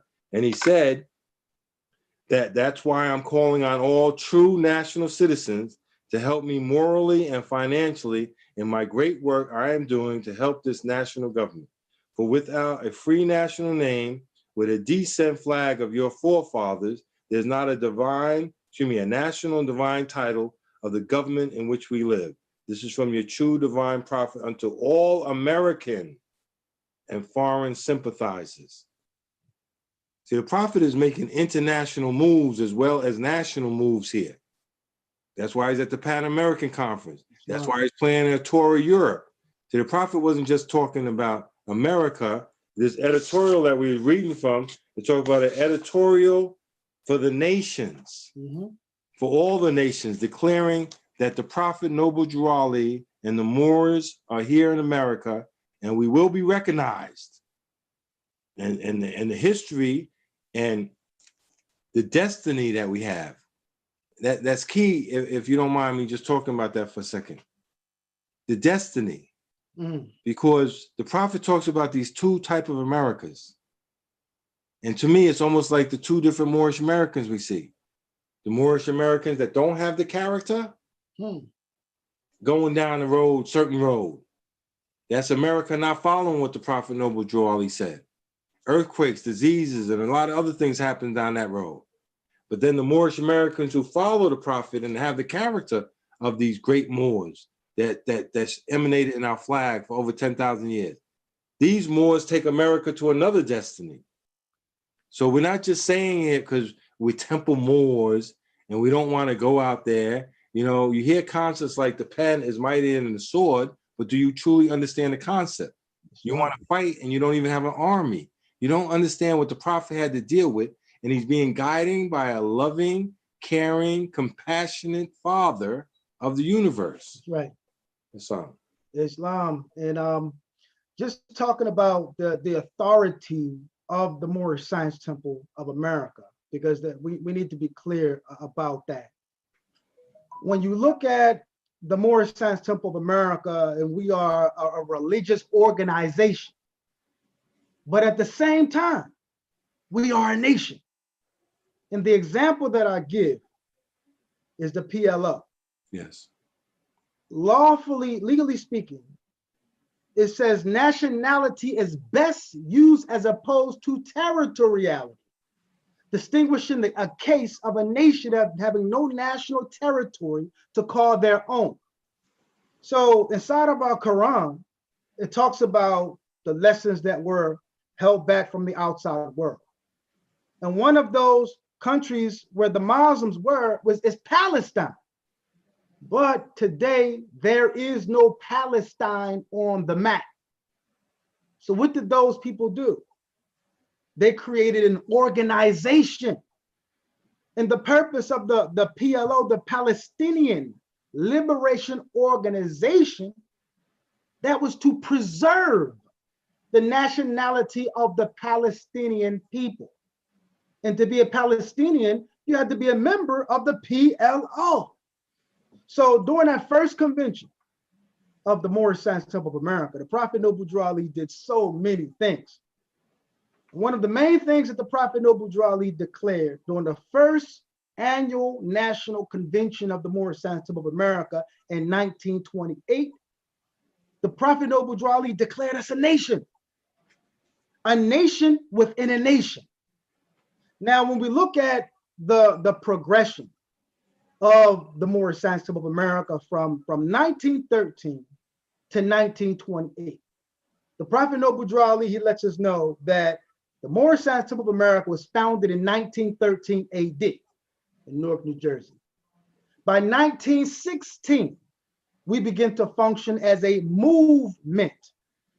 Then the Prophet let us know that we organized as the Moorish Temple of Science in 1925. Then the Prophet says we were legally incorporated as a civic organization November the 29th, 1926. So then we were incorporated as the Moorish Temple of Science. We're unofficially functioning as the Moorish Holy Temple of Science. So on a corporate level, the Prophet changed the name from Moorish Temple of Science to Moorish Science Temple of America. And then the Prophet at a special meeting, July the 20th, 1928, the Prophet at a special meeting. And the minutes of that meeting was filed August the 1st, 1928. The Prophet talks about the affidavit. In a rendition of the affidavit we have on the back of our questionnaire. The Prophet talks about the affidavit being properly filed in Cook County's Recorder's Office of Illinois. Now, on the bottom of the rendition of the affidavit that we have today, it says, see Herds, Revised Statutes, chapter 32 and 36. When you see Herds, you'll see the blueprint, the exact blueprint of what Prophet Noble Drew Ali filed in Cook County. And when you read about the filing, it states, upon the filing of the affidavit, the organization or the religious society shall remain a body politic and corporate. And I know everyone has different views about that. But the bottom line is this: Almighty God Allah raised up a prophet, and the prophet is resurrecting a dead nation of people, teaching them that they're not Negro, they're not colored, they're not Black, but they are Moorish Americans. They are Moorish American Muslims, teaching us we are a nation of people with principles, with free national standards. So the standard is demonstrated by way of the teachings, the divine instructions as handed down by Prophet Noble Drew Ali. Thus, the nation is within the Moorish Science Temple of America. Those who are adhering to his divine instructions. So the authority is with the Moorish Science of America, is with the Moorish divine and national movement. But we have yet to realize our fullest potential because we still got a lot of work to do. But the work predominantly must be done on ourselves. That's why the first degree that we receive when we open up our holy book is know thyself and Allah. You have to have know thyself on board in order to be successful as an individual, but also as a nation of people. Islam? Islam. Praise Allah. If you don't mind, I was just you brought up so many good points, Grand Sheikh, and I always remember when you gave that example of the Palestinian Liberation Organization, and it made me think of that came way after the Prophet was already here. Islam. And so the Prophet has given us an example, but it made me also think about how the Prophet said I have to go around my elbow to get to my thumb. So can you imagine the Prophet is on this mission from Allah, and he's sitting here in America, I think at that time with 48 different states, with 48 different constitutions and governments within this federal government, and then the international society and where it stood at that point, right after World War I and the League of Nations and the Pan American Conference that he attended was the sixth one. So they had a few before he got there. And so he finds himself in this environment. One of the other oral statements that was reported, the Prophet said is, Rome, you got me 2,000 years ago, but I got you today. You see, and so all the stuff the Grand Sheikh is talking about here is the prophet being guided by Allah. Yes. Now, I know some of the Moors out there were so smart. We got so much information and everything like that. And they said, well, we need to go left. We need to go right. But you know what? As long as I'm in this car, I'm going to let the prophet drive. Islam. It's very important who the driver of the car is. Your life is dependent on that driver in that car. If they fall asleep, they make the wrong turn, you're not going to get to your destination. And I am fully confident with the prophet driving this car. Nothing against you personally. Nothing against your backseat driving and all the other comments you want to make. And that where you say we should go with the rest, that's great.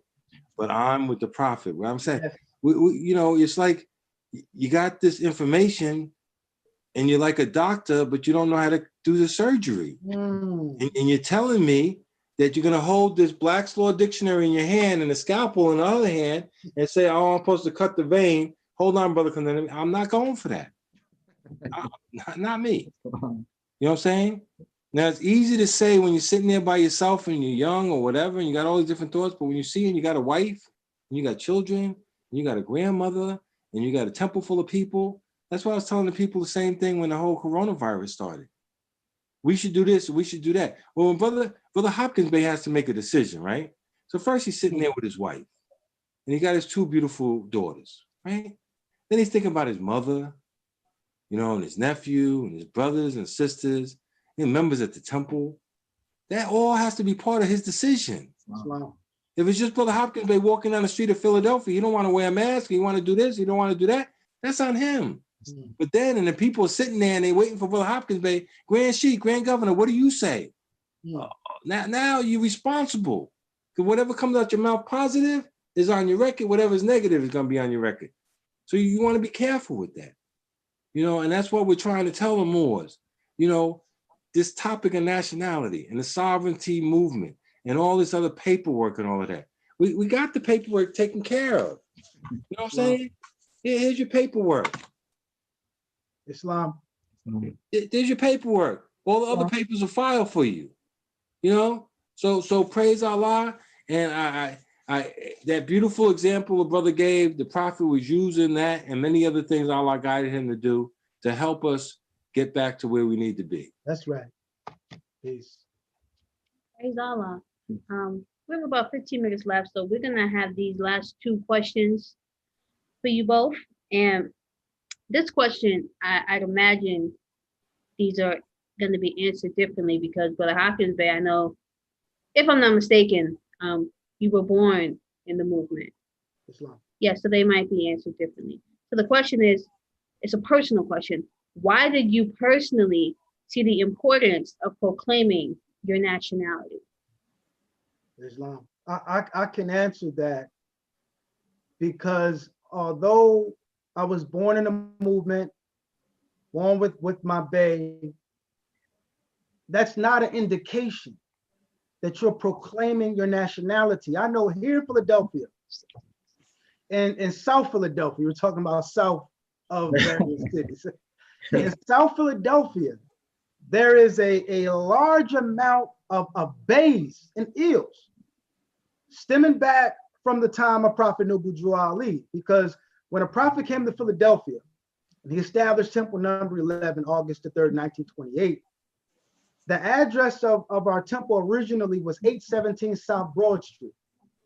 So South Philadelphia, that was a more stronghold for decades. I'm talking about businesses, I'm talking about an actual Moorish community. However, during the course of the Moorish Americans living their life, Allah knows best, but the teachings were not passed down or they were not accepted by the progeny of many of these Moorish Americans.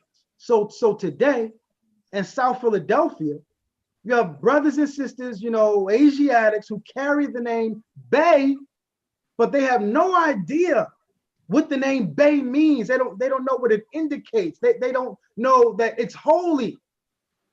So you can be born, you know, in the movement with the Bey, but it's not an indication that you have proclaimed your nationality. Now for me, I felt it important to proclaim my nationality once I was taught, once I was educated. And I give high honor to my father, may Allah be pleased with him, Brother R. Hopkins Bey, who was stern. He was very stern. He was very serious about Prophet Noble Drew Ali. He didn't play with the teachings of Prophet Noble Drew Ali. So along with my mother, when they were teaching me the lessons of Prophet Noble Drew Ali, and I was receiving the lessons, and I studied the lessons, because in my neighborhood, I couldn't tell people that I am in the temple, I have this belief system because my mom and dad believes this way. That wouldn't fly over. That wouldn't go over well. Well, brother, you know, what do you think about the teachings? You know, so I had to study for myself, although they put the teachings in me and they gave me a great Moorish American Muslim education, but also doing the research for myself so that I can be what I know. Remember, the Prophet Noble Drew Ali teaches us, man may believe what others say, but thus he never knows. For man to know, he must himself be what he knows. So studying the teachings of Prophet Noble Drew Ali, cracking open the Quran and researching and looking up this stuff. And it's like, I examined it and I found it to be true and exact. No falsehood at all. So I'm like, this is the truth. So now that I know, now it's time to proclaim. And I believe somebody asked in the chat about proclamation. And you have certain people who say, you got to declare your nationality, declare your nationality. The prophet didn't say declare your nationality. He said proclaim your nationality.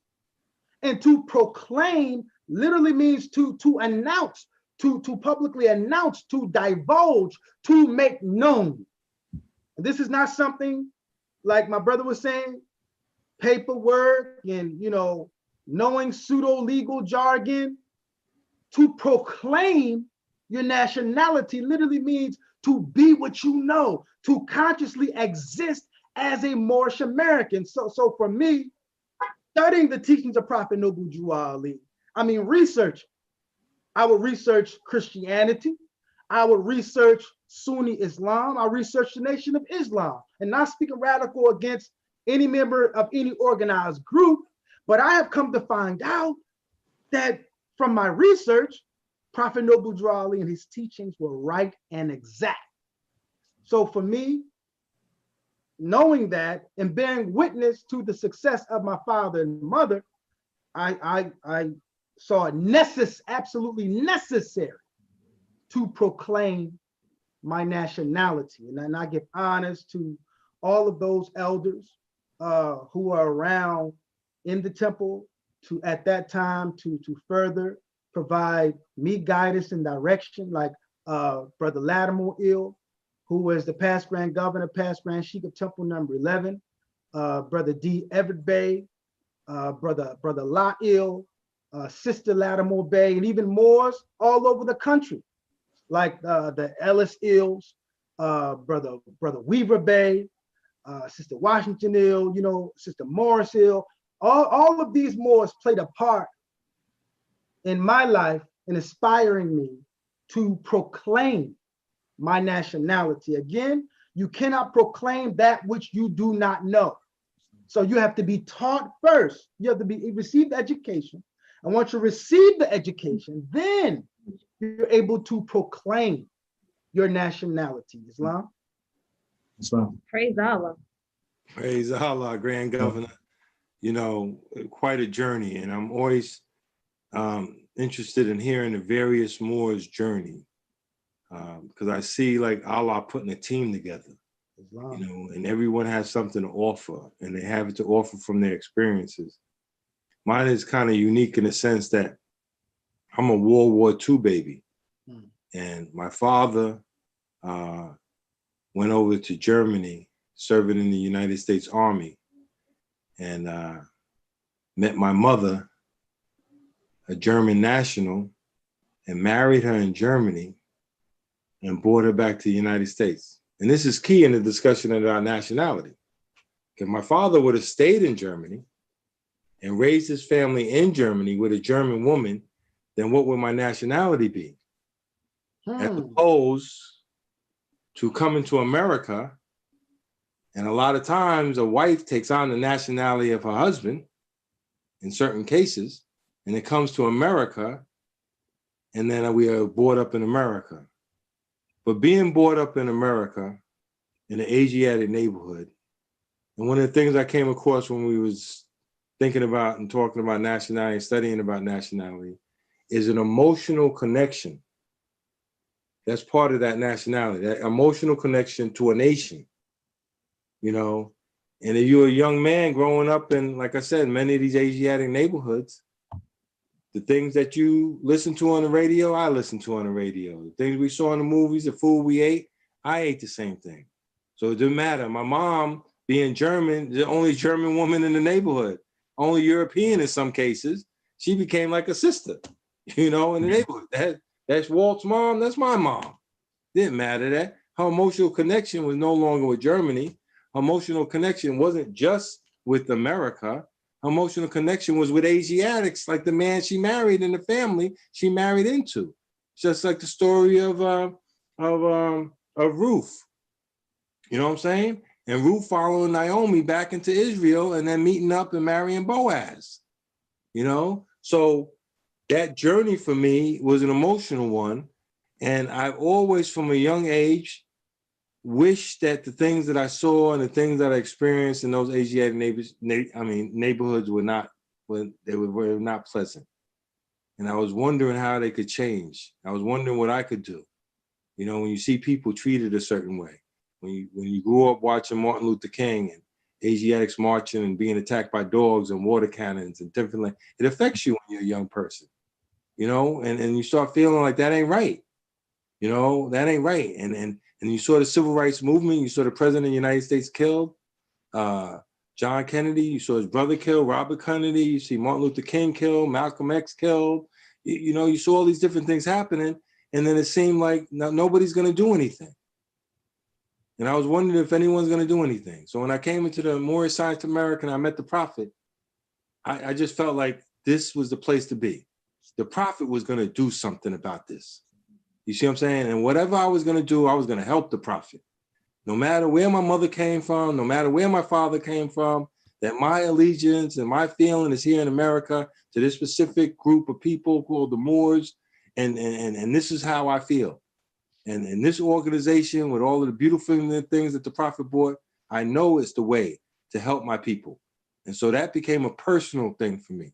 You know what I'm saying? That this is a vehicle that I can do to help Allah and the Prophet and help my people out of the situation they find themselves in. Islam. Islam. All right. Well, as we look at time, you know, we have 5 minutes remaining. And so if you could give any closing remarks and if you want to share any kind of information at this time with like any kind of pages, anything you have, please do so. Well, Grant, I hope you don't mind I go first because your birthday, I'll let you finish it up. Be brief, so you can have a few minutes to say what you need to say. I'm just happy. I want to thank Brother Sister Adams Bay again. I want to thank Sister Johnson Neal. I want to thank all the Moorish Americans. The Prophet said, look for the best in others. You know, so I'm looking for the best in you. I hope you can see the best in me. It's been a pleasure. And this topic of nationality, I've been studying it for over 35 years. I'm sure Brother Hafiz Bey has done the same. And if I said anything that was incorrect, please pull my coat. Hopefully I'll find the way, but I'm just giving you my portion that Allah gave me. And hopefully you enjoyed the show that we was on for these last 2 segments. Peace. Peace. Peace. Praise Allah. I also want to join in and giving honors to my beautiful Adams Bay family, Sister Johnson Neal, and also to Brother W. Clendenin Bay, who did a wonderful job during this nationality, why nationality segment. I just want to echo the words of Grand Sheikh Brother Filder Bay that he stated during the Prophet Noble Drew Ali's birthday celebration. Almighty God Allah is a merciful God. And Allah says in the Quran that every nation shall receive a messenger. So Allah sent Jesus to the Israelites. Allah sent Muhammad to the Arabians. Allah sent Buddha to the Indians. Allah sent Confucius to the Chinese. Allah sent Zoroaster to the Persians. So the Asiatics of America, who are of Moorish descent, experiencing one of the most inhumane institutions to ever exist, being stripped of our nationality and divine creed, that warranted divine intervention. And I thank Allah for intervening in our affairs by way of the manifestation of his thought and flesh, January 8th, 1886, in the person of Prophet Noble Drew Ali. I thank the Prophet Noble Drew Ali. He veiled his form July the 20th, 1929. But the Prophet is not dead. The Prophet is alive and well. He just stepped behind the veil. But he left us with divine instructions. He left us with a vehicle that we may utilize to bring our will back in tune with the deific will, and that's the Moorish Science Temple of America. And I want to say, especially to the Moorish Americans who are watching this program, don't get caught up with the illusion. The Prophet Noble Drew Ali has taught us that it is the great God Allah alone that guides the destiny of this movement. Before the show started, I was telling Sister Johnson Hill that I was giving honors to her and Sister Montgomery Bay, Brother T. Hopkins Bay II, and all of the Moors who have been working behind the scenes, putting programs like this, making programs like this available to the masses. I was telling her that I was giving honors to these Moors because for me, I'm witnessing Allah's mercy. Almighty God Allah is driving the Asiatics in, and Allah is sending a particular caliber of souls and spirits to the Moorish Science Temple of America. So no matter how things may seem, the great God Allah alone is guiding the destiny of this movement. Keep your trust in Almighty God Allah. Obey the Prophet, and let us be good Moors. I love you all. Peace. Peace. Islam. I'd like to thank you both for the A. Hopkins Bay, Brother W. from Degan Bay, for coming on here. And another honors to you, Brother Brother Hopkins Bay, because it's your birthday. Praise Allah. Another special honors to you, Brother from Degan Bay. You were a great Grand Sheikh while I was at Temple 34. I've learned a lot from you, and I still do. Praise Allah. Praise Allah. Like, I'm just very glad that we were able to have this part 2. And thank you both again for coming back, and doing the part 2, because I really think those who tuned in got a lot of uplifting information because the chat room was booming. We even got a comment that said this is needed weekly or as much as possible. We was doing it weekly, but we couldn't keep up with it. But and I'd also like to thank all those who are in the chat, communicating with each other, leaving your comments and the questions. We didn't get to all the questions in the audience because, vast topic, but I just want to thank everyone and all those who are behind the scenes, give special honors for the Adams Bay and just everyone who was involved in this. And just praise Allah. Praise Peace. Peace. Islam. Yeah, I want to give praise to Allah and honors to our holy and divine prophet, Prophet Noble Drew Ali. And I want to give honors to our guest speakers, Brother W. Clendenin Bay and Brother A. Hopkins Bay. And I also want to say, happy Holy Month, because we're still in our Holy Month. And this is a well-received and needed topic in this Holy Month. And Brother A. Hopkins Bay, if you don't mind sharing with us all, how old are you again, my brother? 41. Praise Allah, 41. Praise Allah. 40. Yeah, wish the brother happy birthday. Pass it to me, Grand Sheikh. Yeah, and also want to give honors to all our viewers and listeners. And I want to also give you all a special honors for holding us up when we have all these technical difficulties. That's how that lower self creep in sometimes to try to test your patience, But praise Allah that you all was able to keep things running for us, and once again, thank you all for coming on the show.